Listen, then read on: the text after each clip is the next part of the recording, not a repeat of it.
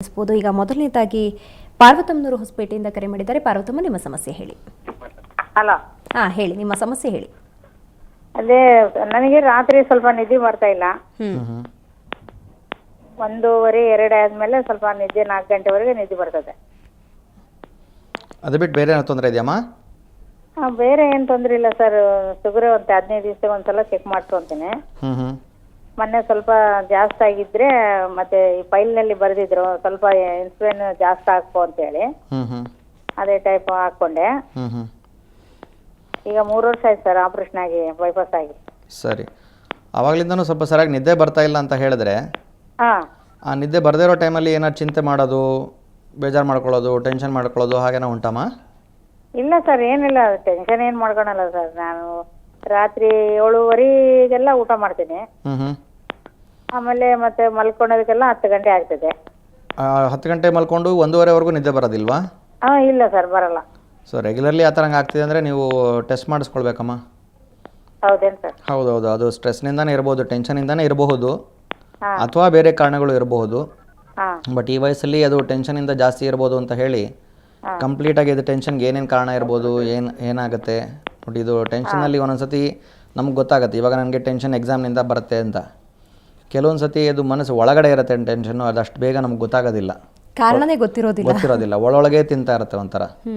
So ಆ ಥರ ಏನಾರು ಅಕಸ್ಮಾತ್ ಇದ್ರೂ ಈ ಥರ ಆಗುತ್ತೆ. ಸೊ ಅದನ್ನು ಸರಿಯಾಗಿ ಟೆಸ್ಟ್ ಮಾಡಿಸ್ಕೊಳ್ಬೇಕಾಗತ್ತೆ. ಹತ್ತಿರದಲ್ಲೇ ಬಳ್ಳಾರಿನಲ್ಲಿ ಯಾರನ್ನ ಸೈಕಾಟ್ರಿಸ್ಟ್ ಇದ್ದಾರೆ, ಅಲ್ಲಿ 5 ಜನ ಇದ್ದಾರೆ. ಸೊ ಯಾರ ಥರ ಬೇಕಾದ್ರೂ ಮೀಟ್ ಮಾಡ್ಬೋದು ನೀವು. ಓಕೆ, ಮುಂದಿನ ಕರೆಯನ್ನು ಪುಷ್ಪ ಅವರು ಬೆಂಗಳೂರಿನಿಂದ ಕರೆ ಮಾಡಿದ್ದಾರೆ. ನಿಮ್ಮ ಸಮಸ್ಯೆ ಏನು ಹೇಳಿ ಪುಷ್ಪ? ಹಲೋ. ಪುಷ್ಪ, ನಿಮ್ಮ ಸಮಸ್ಯೆ ಹೇಳಿ, ಡಾಕ್ಟರ್ ಇದ್ದಾರೆ.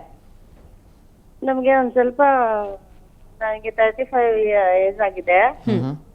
ಎಲ್ಲ ಕಡೆನೂ ಹಾಸ್ಪಿಟಲ್ ಹೋಗ್ತೀನಿ, ಎಲ್ಲ ಚೆಕಪ್ನೂ ನಾರ್ಮಲ್ ಅಂತ ಬರ್ತಾ ಇದೆ.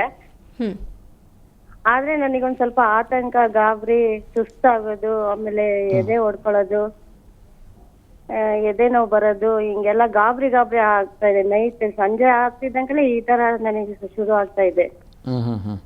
ನನಗೆ ಏನ್ ಕಾಯಿಲೆ ಅಂತಾನು ಯಾರು ಹೇಳ್ತಾನೆ ಇಲ್ಲ. ಎಲ್ಲ ಇದ್ರಲ್ಲೂ ಟೆಸ್ಟ್ ಅಲ್ಲೂ ನಾರ್ಮಲ್ ಅಂತ ಬರ್ತಾ ಇದೆ. ಥೈರಾಯ್ಡ್ ಎಲ್ಲ ಮಾಡ್ತಿದೀನಿ. ಈ ಆತಂಕ, ಗಾಬರಿ ಕಂಟ್ರೋಲ್ ಮಾಡಕ್ ಆಗ್ತಾ ಇಲ್ಲ ನನಗೆ. ಏನು ಕಾಯಿಲೆ ಅಂತ ನೀವೇ ಹೇಳ್ಬಿಟ್ಟಿದ್ದೀರಲ್ಲ. ಆವಾಗಲೇ ನಾವು ಡಿಸ್ಕಸ್ ಮಾಡಿದ್ವಿ ಗಾಬರಿಯಲ್ಲಿ ಏನೇನು ಸಿಮ್ಟಮ್ಸ್ ಆಗುತ್ತೆ ಅಂತ. ಅದರಲ್ಲಿ ಎಲ್ಲ ಸಿಮ್ಟಮ್ಸು ಹೇಳ್ಬಿಟ್ಟಿದ್ದಾರೆ. ಸೊ ಆತಂಕದ್ದು ನಾವು ಸ್ಟ್ರೆಸ್ ಅಂತ ಏನು ಹೇಳ್ತೀವಿ, ಟೆನ್ಷನ್ ಅಂತ ಏನು ಹೇಳ್ತೀವಿ, ಅದರದ್ದೇ ಕಾಯಿಲೆ ಇರೋದು. ಅದಕ್ಕೆ ಬ್ಲಡ್ ಟೆಸ್ಟ್ಗಳಲ್ಲಿ ಮಾಡಿದಾಗ ಕೆಲವೊಂದರಲ್ಲಿ ಗೊತ್ತಾಗುತ್ತೆ. ಬಟ್ ನಾನು ಆವಾಗಲೇ ಡಿಸ್ಕಸ್ ಮಾಡ್ದಂಗೆ ಬ್ರೈನ್ನಲ್ಲಿರುವ ರಾಸಾಯನಿಕ ಪದಾರ್ಥಗಳನ್ನ ನಾವು ಯೂಶಲಿ ಟೆಸ್ಟ್ ಮಾಡೋಕ್ಕಾಗಲ್ಲ. ಅದರ ಏರ್ಪೇರಿಂದ ಈ ಥರ ಆಗೋದು. ಸೊ ಥೈರಾಯ್ಡ್ ನಾರ್ಮಲ್ ಇದೆ ಅಂತ ಹೇಳಿದ ತಕ್ಷಣವೇ ಆತಂಕ ಇದೆ ಇಲ್ಲ ಅಂತ ಅಲ್ಲ. ಸೊ ಇದೂ ಟೆನ್ಷನ್ದೇ ಕಾಯಿಲೆ. ಇದು ಟ್ರೀಟ್ಮೆಂಟ್ ಮಾಡಬಹುದು. ಅದಕ್ಕೆ ಮಾತ್ರೆಗಳು ಬೇಕಾಗುತ್ತೆ, ಕೌನ್ಸಿಲಿಂಗು ಸಹ ಬೇಕಾಗುತ್ತೆ. ನೀವು ಯಾರನ್ನ ಸೈಕಾಟ್ರಿಸ್ಟ್ನ ಮೀಟ್ ಮಾಡಿಮ್ಮ, ಅವ್ರು ನಿಮ್ಗೆ ಹೆಲ್ಪ್ ಮಾಡ್ತಾರೆ. ಓಕೆ, ಮುಂದಿನ ಕರೆಯನ್ನು ಶೋಭಾ ಮೈಸೂರಿನಿಂದ ಕರೆ ಮಾಡಿದ್ದಾರೆ. ಶೋಭಾ ಅವರೇ, ನಿಮ್ಮ ಸಮಸ್ಯೆ ಹೇಳಿ. ಹಲೋ. ಶೋಭಾ, ನಿಮ್ಮ ಸಮಸ್ಯೆ ಹೇಳಿ. ರಾತ್ರಿ ಹೊತ್ತು ನಿದ್ದೆ ಬರೋದು ತುಂಬಾ ಲೇಟ್ ಆಗತ್ತೆ. ಆಮೇಲೆ ನಿದ್ದೆ ಮಾಡಿದ್ರು 3 ಗಂಟೆಗೆಲ್ಲ ಎಚ್ಚರ ಆಗ್ಬಿಡುತ್ತೆ. 3 ಗಂಟೆಗೆ ಎಚ್ಚರ ಆಗ್ಬಿಟ್ರೆ ತುಂಬಾ ಬೇಜಾರ್ನಲ್ಲಿ ಇರ್ತೀನಿ. ಏನೇನೋ ಬೇಜಾರ್ನೆಲ್ಲ, ಕಷ್ಟಗಳೆಲ್ಲ ನೆನ್ಸ್ಕೊಂಡು ಅಳು ಬರುತ್ತೆ. ಈಗ 1 ಇಯರ್ ಬ್ಯಾಕ್ ನಮ್ಮ ಹಸ್ಬೆಂಡ್ ತೀರೋಗ್ಬಿಟ್ರು ಹಾರ್ಟ್ ಅಟ್ಯಾಕ್ ನಲ್ಲಿ. ಆ ಟೆನ್ಷನ್ ತುಂಬಾ ಇದೆ. ಜೊತೆಗೆ ಅಕ್ಕ ತಂಗಿರು ಯಾರು ಸಪೋರ್ಟ್ ಕೊಡ್ತಾ ಇಲ್ಲ, ಒಂಥರ ಬೇಜಾರ್ನಲ್ಲಿದೆ. ಅವರೆಲ್ಲ ತುಂಬಾ ಮನಸ್ಸು ನೋಯಾಗೆ ಕೆಲವೊಂದ್ಸಲ ಮಾತಾಡಿದ್ದಾರೆ. ಅದೆಲ್ಲ ನೆನ್ಸ್ಕೊಂಡು ತುಂಬಾ ಬೇಜಾರು ಪಟ್ಕೊಂಡ್ಬಿಡ್ತೀನಿ. ನಿದ್ದೆನೆ ಬರೋದಿಲ್ಲ.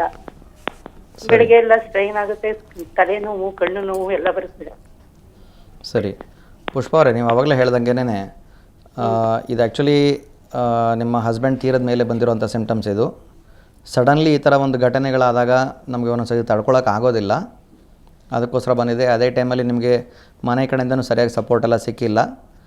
ಈ ನೀವು ಹೇಳ್ತಾ ಇರೋ ಸಿಮ್ಟಮ್ಸ್ ನೋಡಿದ್ರೆ ಮಾನಸಿಕ ಖಿನ್ನತೆ, ಅಂದರೆ ನಾವು ಡಿಪ್ರೆಷನ್ ಅಂತ ಏನು ಹೇಳ್ತೀವಿ, ಆ ಥರ ಇರೋ ಆಗಿದೆ. ಸೊ ನಿಮಗೆ ಅಷ್ಟು ನಿದ್ದೆ ಕಡಿಮೆ ಆಗಿದೆ, ಅಷ್ಟು ಬೆಳಗ್ಗೆ ಹೊತ್ತು ನಿಮಗೆ ತೊಂದರೆ ಆಗುತ್ತೆ ಅಂತ ಹೇಳಿದ್ರೆ ಅದಕ್ಕೆ ಟ್ರೀಟ್ಮೆಂಟ್ ಡೆಫಿನೆಟ್ಲಿ ಬೇಕೇ ಬೇಕು. ಸೊ ನೀವು ಅರ್ಜೆಂಟಾಗಿ ಹೋಗಿ ಟ್ರೀಟ್ಮೆಂಟ್ ಮಾಡಿಸ್ಬೇಕಾಗತ್ತೆ. ಯಾಕಂತಂದರೆ ಇಷ್ಟು ವರ್ಷ ಆಗಿ ಒಂದು ವರ್ಷ ಆಗೂ ಇಷ್ಟೊಂದು ಸಿಮ್ಟಮ್ಸ್ ಇದೆ ಅಂತ ಹೇಳಿದ್ರೆ, ಬಿಕಾಸ್ ಹಾರ್ಡ್ಲಿ 1-1.5 ಗಂಟೆ ನಿಮಗೆ ನಿದ್ದೆ ಸಿಗ್ತಾಯಿದೆ ಅಷ್ಟೇ ದಿನಕ್ಕೆ. ಸೊ ಹಾಗೆ ಬಿಟ್ಟರೆ ಅದು ಇನ್ನೂ ಸ್ವಲ್ಪ ಜಾಸ್ತಿ ಆಗುತ್ತೆ. ಸೊ ನೀವು ಟ್ರೀಟ್ಮೆಂಟ್ ಮಾಡಿಸಿ, ಅದು ಕಂಪ್ಲೀಟಾಗಿ ಸೆಟ್ರೇಟ್ ಆಗುತ್ತೆ ಅದು.